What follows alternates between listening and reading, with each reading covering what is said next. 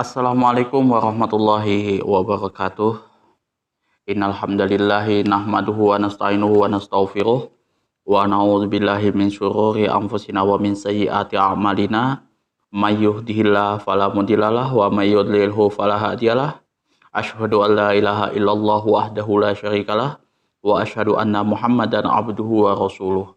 Allahumma sholli ala sayyidina Muhammad wa ala ali sayyidina Muhammad kama sholaita ala sayyidina Ibrahim wa ala ali sayyidina Ibrahim wa barik ala sayyidina Muhammad wa ala ali sayyidina Muhammad kama barakta ala sayyidina Ibrahim wa ala ali sayyidina Ibrahim fil alamin innaka Hamidum Majid. Rabbi shrah li sadri wa yassir li amri wahlul 'uqdatam min lisani yafqahu qawli. Amma ba'du. Hadirin hadirat jamaah kaum muslimin wal muslimat yang dirahmati oleh Allah Subhanahu wa taala. Kali ini kita akan bahas tentang hadis nomor 341 yang mana hadis ini membahas tentang jaminan imam itu sebagai penjamin kepada makmumnya. Wa an Umar radhiyallahu anhu anin nabiyya sallallahu alaihi wasallam qala laisa ala man khalfal imami sahun fa in sahal imamu fa alaihi wa ala man khalfahu. Rawahu Tirmizi wal Baihaqi bisanadin dhaifin. Wa an Umar radhiyallahu anhu, dari Umar ibn Khattab radhiyallahu anhu, semoga Allah meridhoi atas beliau, anin nabiyya anin nabi sallallahu alaihi wasallam, daripada Nabi sallallahu alaihi wasallam, qala, telah bersabda, laisa ala man khalfal imami, ya, tidak ada kewajiban bagi orang yang berada di belakang imam sahun, sujud sahwi.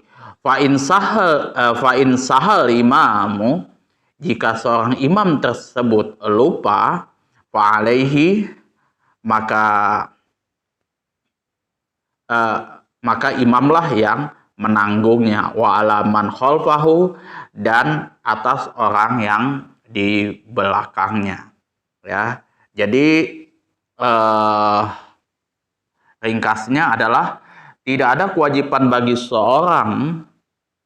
orang-orang yang berada di belakang imam itu sujud sahwi. Jika imam lupa, maka imamlah yang menanggung kesalahannya, dan semua orang yang berada di belakangnya. Itu konsekuensi bagi kita yang menjadi imam, ya, kewajiban seorang imam atas makmumnya. Jadi kalau menjadi imam itu sangat berat, ya, sangat berat.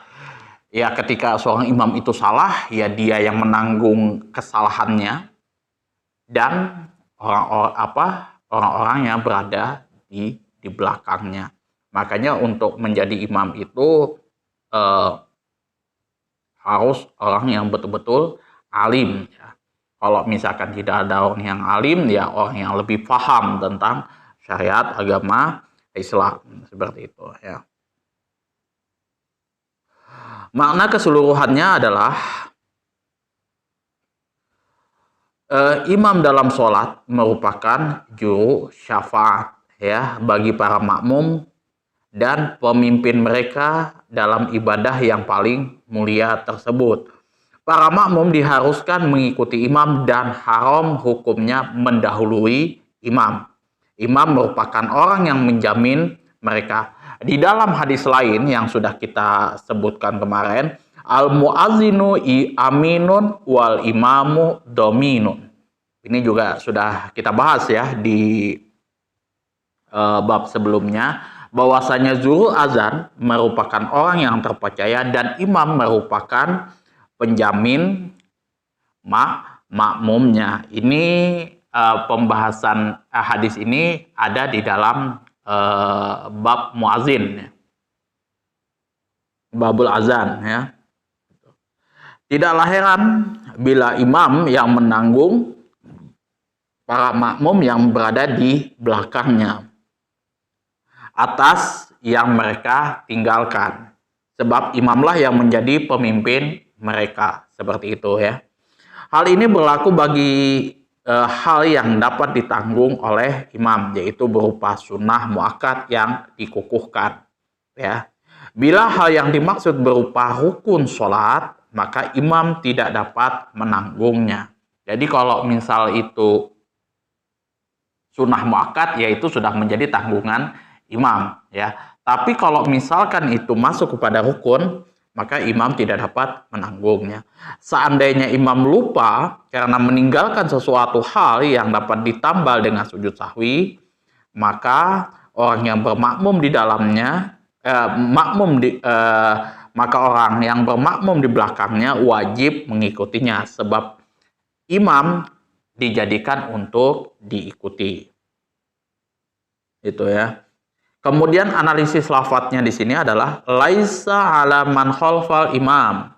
Ya, tidak ada kewajiban bagi makmum yang berada di belakang imam, ya. Jadi tidak ada kewajiban bagi makmum ini untuk melakukan sujud sahwi ketika berada di belakang imam. Sahun di sini artinya adalah sujud sahwi, ya. Bisanadin dhaif. Sanatnya doif di sini karena berpredikat doif, lemah. Dengan sanat yang berpredikat lemah karena hadis ini bersumber dari riwayat Khorijah ibnu Mus'ab, sedangkan beliau adalah orang yang berpredikat doif, ya, yang berpredikat lemah, ya. Ingatan beliau ini tidak terlalu kuat, ya. Kalau misalkan ingatannya tidak terlalu kuat, biasanya di sini doifnya doif ringan, seperti itu. Fikih hadisnya adalah satu, makmum diharuskan mengikuti imam.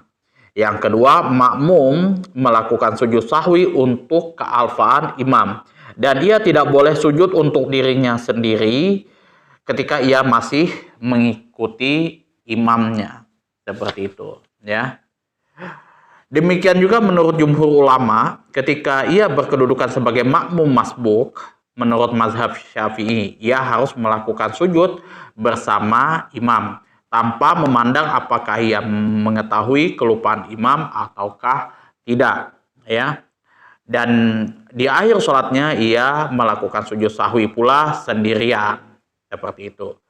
Kemudian di sini kalau menurut mazhab Hambali mengatakan bahwa makmum ikut sujud sahwi bersama imam tanpa memandang apakah imam tersebut melakukan sujud sebelum salam atau sesudahnya. Dikatakan pula bahwa makmum masbuk tidak dibebani sujud sendirian di akhir sholatnya. Seperti itu, ya. Jadi kalau untuk makmum masbuk ini tidak dibebani sujud sendirian di akhir sholatnya, ini menurut pandangan Imam Hambali. Nah, kalau mazhab Maliki di sini mengatakan jika imam melakukan sujud sahwi sebelum sholat, dan maka makmum masbuk melakukan sujud sahwi pula mengikutinya. Dan jika makmum tersebut tidak sujud bersama imam, maka ia dapat melakukan sujud tersebut sendirian di akhir sholatnya sesudah ia melakukan salam. Itu, ya. Kemudian kalau di sini menurut mazhab Hanafi mengatakan bahwa makmum masbuk, ya, yang ketinggalan rakaat sholatnya, sujud bersama imam, ya. Tetapi ia tidak boleh sujud sahwi lagi sendirian di akhir sholatnya, kecuali jika ia pun melakukan kelupaan dalam sholat sendirian. Sedangkan makmum yang lahik, ya, yang dia mengikuti mulai dari awal sampai akhir, ia sujud di akhir sholatnya sendirian, tetapi tidak usah sujud bersama imam. Makmum lahik ialah orang yang menjumpai imam sejak dari rakaat pertama sampai akhir, ya. Lalu pada rakaat lain ia tertinggal karena ada uzur yang menimpanya. misalkan berhadas seperti itu ya. Sedangkan makmum masbuk ialah makmum yang ketinggalan 1 rakaat dari imam atau lebih dari 1 rakaat seperti itu ya. Itu. Jadi kalau Imam Syafi'i itu mengatakan kalau misalkan seseorang itu masbuk, kemudian dia juga menjumpai imamnya itu lupa, maka di sini dia ikut sujud sahwi juga bersama imam tersebut, kemudian baru dia melaksanakan sholatnya yang tuh, baru dia sujud lagi seperti itu, sujud sendirian seperti itu. Nah, kalau Imam Hambali itu tidak ada tidak perlu seorang makmum yang masbuk itu melakukan sujud sahwi, sujud secara sendirian, gitu ya. Jika imam meninggalkan sujud sahwi, maka makmum melakukannya di akhir sholatnya. Demikian juga menurut jumhur ulama di sini ya. Imam Abu Hanifah mengatakan bahwa makmum tidak usah sujud sahwi jika imam meninggalkannya. Pendapat ini menurut riwayat dari Imam Ahmad. Jika makmum masbuk lupa ketika ia sedang menunaikan sisa rakaatnya, maka ia sujud 2 kali di akhir sholatnya. Kedua sujudnya itu dapat mencukupi untuk kelupaannya sendiri dan juga untuk menambal kelupaan yang dilakukan oleh imamnya ketika ia masih mengikutinya. Jadi di sini ada 2 kondisi nih, ada 2 kondisi. Jadi kalau misalkan seorang makmum tersebut masbuk kayak gitu ya, dia ketinggalan 1 atau lebih rakaatnya kayak gitu ya. Di satu sisi juga seorang imam tersebut kelupaan ya, kelupaan di situ. Maka kalau misal tadi menurut Imam Abu Hanifah di sini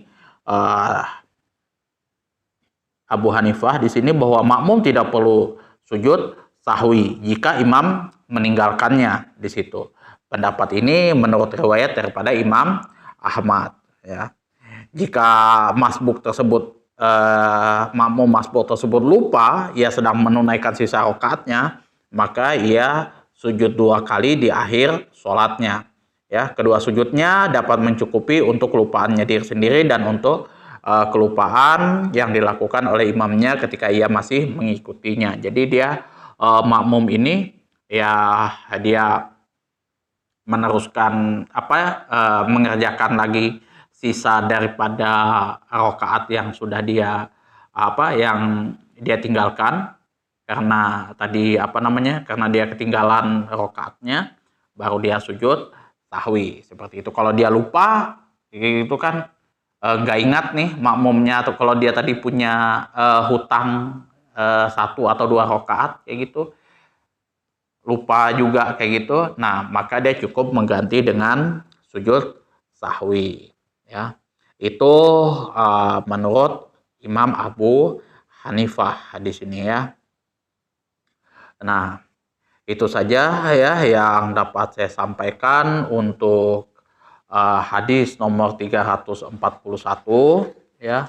Mohon maaf ya kalau misal di sini ada kekurangan saya di dalam menyampaikan materi yang ada di hadis nomor 341 dan hadis-hadis sebelumnya di situ. Dan juga apabila ada kata-kata saya yang tidak berkenan di hati teman-teman semuanya, sekali lagi saya mohon maaf yang sebesar-besarnya. Itu ya, apabila ada saran, masukan, koreksi di situ dan juga pertanyaan, teman-teman boleh atur di kolom komentar. Akhirul kalam, wabillahi taufiq wal hidayah. Assalamualaikum warahmatullahi wabarakatuh.